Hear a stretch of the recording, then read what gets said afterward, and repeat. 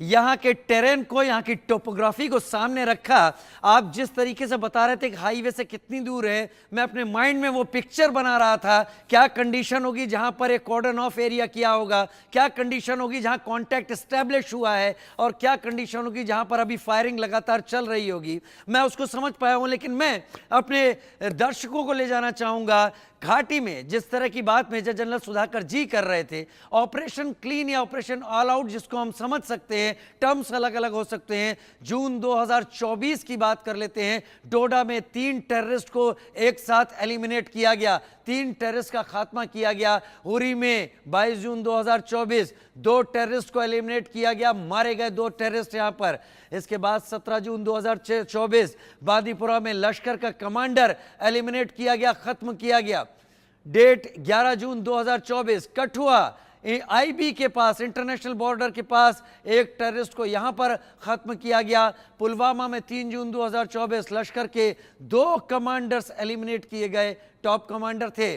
26 जून 2024 डोडा में 3 टेररिस्ट का खात्मा किया गया। खैर, हम बहुत सेलेक्टिव बता पा रहे हैं चीज़ों को लेकर, हम बहुत सेलेक्टिव समझा पा रहे हैं आपको, लेकिन ऑपरेशन क्लीन या ऑपरेशन ऑल आउट के चलते इंडियन आर्मी ने बहुत सारे आतंकवादियों को एलिमिनेट किया। इस हद तक किया कि जो कैडर पाकिस्तान बनाने की कोशिश कर रहा था वो कैडर पूरी तरीके से खत्म कर दिया गया। पाकिस्तान एक बार फिर बैक ट्रैक किया और पाकिस्तान ने उसके बाद अलग तरीके के पैतरे खेलने शुरू किए। मैं एक बार फिर अपने गेस्ट का इस वक्त रुख कर लेता हूं। मेरे साथ कर्नल जे सोढ़ी भी इस वक्त जुड़े हुए हैं। कर्नल जे सोढ़ी, आपसे भी मैं उसी सवाल के साथ जाना चाहूंगा। पाकिस्तान का जो वेस्टर्न सेक्टर है, वेस्टर्न फ्रंट, डूरंड लाइन जो अफगानिस्तान के साथ है, वो काफ़ी वॉलेटाइल है आजकल। पिछले कुछ दिनों में काफ़ी दिक्कतें, आज से नहीं है, पिछले कई दिनों से वहां पर है।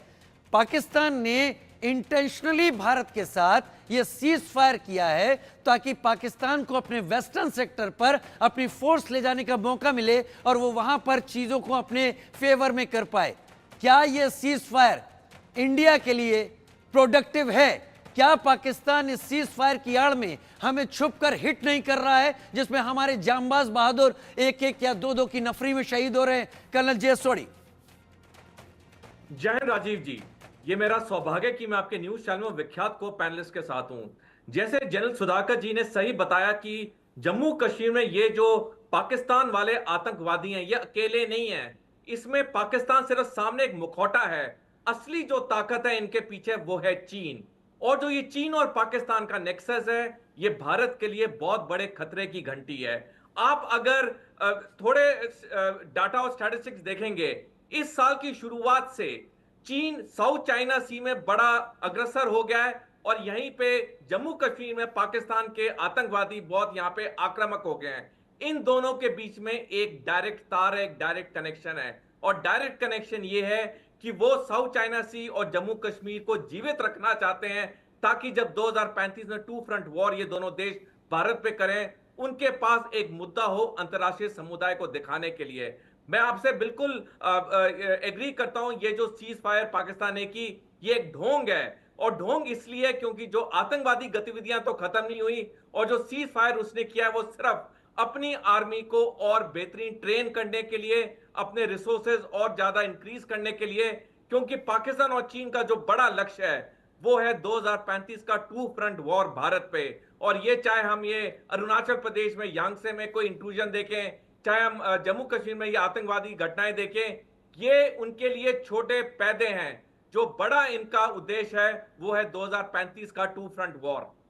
2035 का 2 front war. Major general Sudhakar ji, are we expecting, क्या हम इसके लिए तैयार हैं? अगर ये बातें अभी डिस्कशंस का हिस्सा हैं तो कॉन्क्रीट लेवल, आई नो कि जो आर्मी की स्ट्रेटेजीज होती हैं, जो गवर्नमेंट की स्ट्रेटेजीज होती हैं, वो पब्लिकली डिस्कस नहीं की जाती, लेकिन एज एन एक्सपर्ट क्या हम 2035 में इस 2 फ्रंट वॉर को उसके बारे में सोच सकते हैं, या उससे भी पहले ये कंडीशन आ सकती है? मेजर जनरल राजीव, सबसे पहले तो मैं आपको बधाई देना चाहता हूं, आपको एज एन एंकर, आपको जो डीप इनसाइट मिलिट्री पालेंस और लैंग्वेज यूज कर रहे हैं, बहुत अच्छा लग रहा है कि ऐसा एक एंकर है जिनको मालूम है क्या क्या टर्म कहाँ पे क्या इस्तेमाल करना। दूसरा, मेरे साथ एक को पैनलिस्ट है, बहुत विख्यात है, बहुत पढ़े लिखे हैं, उनका दिया हुआ बयान को मैं कंटेस्ट करने लायक काबिल नहीं हूं। लेकिन मेरे विचार के मुताबिक मैं सिर्फ इतना ही कहूंगा कि चाहे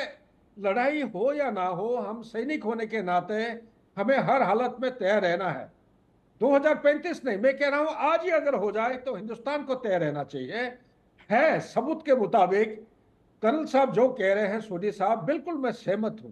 मेरा एक पर्सनल असेसमेंट है, चाइना को अगर कुछ करना है, एक ही चीज है, वो हिंदुस्तान उसका टारगेट नहीं है। उसका टारगेट है यूनाइटेड स्टेट्स ऑफ अमेरिका। उसका टारगेट है 2049 तक किसी भी हालत में ये ग्लोबल पावर, ताकि ये चुनौती दे सकता है सुपर पावर को। उसका ये टारगेट है कि विश्व में कमिटी ऑफ नेशंस में इसको लोग उसको एक्सेप्ट करें। और फ्यूचर वॉर में बता दो राजीव, क्योंकि आप बहुत पढ़े लिखे हैं, विद्वान हैं, काफी गहराई में जाते हैं, चाइना के सोच विचार के मुताबिक ये गोला बारूद से लड़ाई नहीं करेगा। उसके आज के दिन में जो सोच विचार है, ये इकोनॉमी के जरिए से वो लड़ाई करेगा। क्योंकि आज के दिन में विश्व में 192 अगर नेशन स्टेट्स हैं, 120 स्टेट चाइना के साथ ट्रेड कर रहे हैं सक्सेसफुली, और कोई भी कॉन्टिनेंट नहीं है और कोई भी देश नहीं है आज के दिन में except for India and US जिसके ट्रेड सरप्लस चाइना के फेवर में ना हो। तो इसी चीज को मद्देनजर रखते हुए अगर चाइना को सक्सेसफुली रीयूनिफाई करना है ताइवान, तो मेरे असेसमेंट और रिसर्च के मुताबिक 2025 दिसंबर तक उसके पास विंडो है। अगर ये विंडो को वो इस्तेमाल नहीं कर पा रहा है तो उसके बाद आप मान के चलिए कि आपका जो ताइवान स्ट्रेट है, ये ताइवान स्ट्रेट इतना आसान नहीं है। यूक्रेन रशिया के जैसे कंटिन्यूस बॉर्डर नहीं है। ये 130 से 180 किलोमीटर का जो पानी का जो लहर है, ये एक फॉर्मिडेबल ऑब्स्टिकल बन सकता है। हवाई जहाज के जरिए से लैंड करके कोई देश को कैप्चर नहीं कर पाएंगे। इकोनॉमी दोनों देश के बीच में इंटीग्रेटेड है। आज के दिन में ताइवान का 180 बिलियन डॉलर इन्वेस्टमेंट कहां पे हुआ है? In China. चाइना का जितने भी इलेक्ट्रॉनिक इंडस्ट्री है उसका हाई एंड गैजेटरी के लिए semiconductor, nanometre is micro size का जो सेमीकंडक्टर होते हैं, ये ताइवान से ही कलेक्ट किया जाता है। और जब तक वो नहीं पहुंचेगा उसको इलेक्ट्रॉनिक इंडस्ट्री ठप हो जाएगा। चाइना आज जो भी कुछ है इकोनॉमी की वजह से है, और ये इकोनॉमी डाउन स्लाइड की तरह चलने लगा है। मेरे विचार के मुताबिक अगर ये विंडो अगर करना चाहेगा रीयूनिफाई, मेरे असेसमेंट के मुताबिक आज से लेके दिसंबर 2025 तक एक आइडियल विंडो है।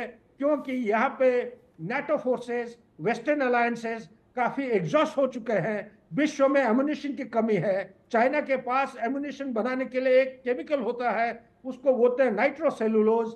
नाइट्रोसेलुलोज बहुत मात्रा में, और मिनरल का कंट्रोल पूरा विश्व में 97% उसके कब्जे में है या कंट्रोल में है। और रशिया को सपोर्ट करने वाला यही है चाइना, जो ड्यूल पर्पस रिसोर्सेज देते हैं। ये नाइट्रोसेलुलोज के बिना आप रॉकेट प्रोपेलेंट नहीं बना सकते हैं, गन पाउडर नहीं बन सकता है, आपके कोई भी रॉकेट या हाई एंड प्रोजेक्टरी स्टैंडर्ड अटैक के लिए नहीं हो सकता है। चाइना की मदद की वजह से ये कर रहा है। अगर ये 25 दिसंबर तक 2025 दिसंबर तक तो डिफेंस इंडस्ट्री रैंप अप किया जा रहा है, सिर्फ अमेरिका में नहीं बल्कि यूरोप में हर एक देश में अपना अपना जीडीपी बढ़ाते जा रहे हैं। मेरा उम्मीद और अंदाज है अभी नहीं तो ये दिसंबर तक ये रैंप अप होते हुए इनका डिफेंस प्रोडक्शन कैपेबिलिटी बढ़ जाएगी, और Taiwan straight will become a huge defensive kind of a formidable obstacle जिसको बिना पार करके। चलिए सर, मेजर जनरल सुधाकर जी, आप जो इंसाइट देते हैं हमारे दर्शकों के लिए भी बहुत ज़रूरी है, क्योंकि इस वक्त की बड़ी खबर एक बार फिर अपने दर्शकों को बता देते हैं। जम्मू कश्मीर के कुलगाम, जिसकी हम शुरू से ही बात कर रहे थे, सेना और पुलिस को एक बड़ी कामयाबी यहां पर मिली है। कल से चल रहे एनकाउंटर में अपडेट, 5 टेररिस्ट अब एलिमिनेट किए जा चुके हैं, न्यूट्रलाइज किए जा चुके हैं। जम्मू कश्मीर के कुलगाम में 2 जगह पर यह एनकाउंटर है। दुख की बात है कि सेना के 2 जवान शहीद हुए हैं। आतंकियों पर अब ड्रोन के जरिए नजर रखी जा रही है। सेना और जम्मू कश्मीर पुलिस का ज्वाइंट ऑपरेशन। अजय जांडियाल मेरे सहयोगी इस वक्त मेरे साथ जुड़ गए हैं। अजय, मेरे साथ 2 खास गेस्ट भी इस वक्त मौजूद हैं, लेकिन आप मुझे अभी सिलसिलेवार जानकारी दीजिए इस एनकाउंटर के बारे में। किन किन जगहों पर चल रहे हैं, और ये भी ज़रूर बताइएगा कि इन दोनों लोकेशंस के बीच में डिस्टेंस कितना है, यानी फोर्सेस को कितना टाइम अपना लगाना पड़ रहा है यहाँ पर एनकाउंटर को जारी रखने में। देखिए, मैं आपको बताऊं राजीव, कल शाम को जो है, परसों शाम को जो है, ये जानकारी सुरक्षा बलों को मिली थी कि कुलगाम में कुछ आतंकियों की हरकत है और आतंकी अपने टाउट के जरिए यहाँ पर पनाह बनाए हुए हैं। दरअसल ये आतंकी जो हैं, जब इनके जो टाउट्स रहते हैं गांव के अंदर, वहां पे ये छुपे रहते हैं, और खासतौर पे कुलगाम का चिनीगाम और मैदरगाम जो इलाका पड़ता है, जहां पर ये आतंकी लगातार छुपने की खबरें आ रही थी। जिसके बाद कल सुबह अचानक जब ये पुख्ता चीजें हुई, सुरक्षा बलों को ये पता चला कि यहाँ पर आतंकी हैं, उन्होंने तुरंत एक ऑपरेशन लॉन्च किया। अमरनाथ यात्रा चल रही है, मगर उसके बावजूद इस चीज को लेकर सुनिश्चित करना था कि यात्रा पूरे तरीके से सुरक्षित रहे, और सुरक्षा बलों को जो है इस ऑपरेशन को भी चलाना था। ऐसे में कल सुबह जब ऑपरेशन शुरू किया गया, उस वक्त मौसम लगातार बारिश का यहाँ पे बना हुआ था, और मगर उसके बावजूद भी सुरक्षा बलों ने ऑपरेशन शुरू किया। और सर्च ऑपरेशन के दौरान जब सबसे पहले वहां पर पार्टी पहुंची है, तो आतंकियों ने फायरिंग की, जिसमें 2 जो सुरक्षा कर्मी हैं वो जख्मी हुए थे। उसके बाद ऑपरेशन जो है एनकाउंटर में बदला। पहला एनकाउंटर जो है वो शुरू हुआ था, वो चिनीगाम में हुआ, और उसका बाद दूसरा एनकाउंटर जो है मदरगाम में शुरू हुआ। अभी तक जो जानकारी है, चिनीगाम में 4 आतंकी मारे गए हैं, जबकि एक आतंकी के मारे जाने की खबर जो है वो दूसरी लोकेशन से आ रही है, और अभी भी 2 से 3 आतंकी और हो सकते हैं, इस चीज की आशंका बनी हुई है। दरअसल आतंकियों ने ये एक छुपने का ठिकाना बना रखा था, जहां पर भारी तादाद में गोला बारूद है, और खासतौर पर अगर आप देखें तो ये साउथ कश्मीर का जो इलाका पड़ता है, इन दोनों इलाकों की जहाँ डिस्टेंस की बात करें, लगभग 40 किलोमीटर का डिफरेंस है, और दूसरी चीज ये जम्मू कश्मीर हाईवे से पास पड़ता है साउथ कश्मीर का इलाका। तो ऐसे में ये माना जा रहा है कि हो सकता है ये आतंकी जो हैं कहीं ना कहीं किसी तरीके से यात्रा को नुकसान पहुंचाने की कोशिश कर सकते थे, मगर समय रहते सुरक्षा बलों ने कार्रवाई की और इन आतंकियों को मार गिराया है। ऑपरेशन अभी दोनों जगह चल रहा है, और कोशिश यही कि जल्द से जल्द इन आतंकियों का सफाया हो सके, क्योंकि लगातार जम्मू कश्मीर में शांति का माहौल जो है वो पाकिस्तान को रास नहीं आ रहा, और पाकिस्तान कोशिश कर रहा है कि किसी भी तरीके से ज्यादा हमले जो है वो अंजाम दे सके, ज्यादा से ज्यादा आतंकी घटनाओं को अंजाम दे सके। इसी कारण जो है पाकिस्तान की तरफ से कोशिशें तेज की गई हैं। दफा 370 के बाद पाकिस्तान को जम्मू कश्मीर में नए आतंकियों की रिक्रूटमेंट मिल नहीं रही। इसीलिए अगर आप देखें तो आज जो डाटा बताता है, सुरक्षा बलों के जो आला अधिकारियों से हमारी बात हुई, उन्होंने कहा कि इस वक्त जम्मू कश्मीर में जो सबसे ज्यादा तादाद है वो पाकिस्तानी आतंकियों की है, यानी कि लोकल ग्राउंड लेवल पे उनको जो रिक्रूटमेंट नहीं मिल रही है। जम्मू कश्मीर का युवा जो है वो आतंकवाद में नहीं जा रहा। इसी वजह से पाकिस्तान को अब सरहद पार से आतंकियों को घुसपैठ कराकर जम्मू कश्मीर में आतंकी हमलों को अंजाम देने के लिए भेजना पड़ रहा है।